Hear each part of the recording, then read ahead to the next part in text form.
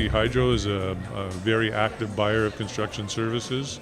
The provincial government continues, the federal government is now continuing, and our commodities are really taking a hit. So the mining industry and the oil and gas industry are a little more difficult. So, it's good at least not all of them are in the tank, and not all of them are booming because the industry would have trouble servicing them. But you do feel for the commodity sector, the mining industry, the oil and gas sector. It would be nice if they could get a little better.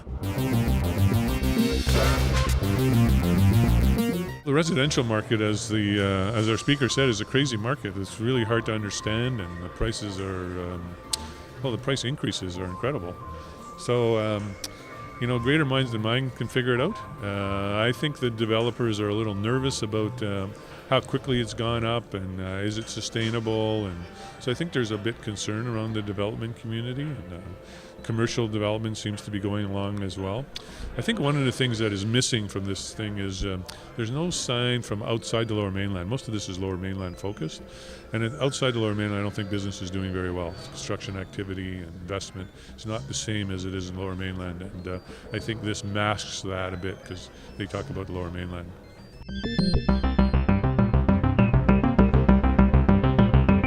At the end of the day, British Columbia is a resource-based, export-oriented jurisdiction. Most of our wealth comes from that, and that wealth gets spread throughout the province. So even if the mine's up in the north, the fact that the accountants and the lawyers and the supply chain down here are benefiting. And unfortunately, British Columbians don't connect the dots very well. The business community hasn't felt the need or hasn't done a good job connecting those dots.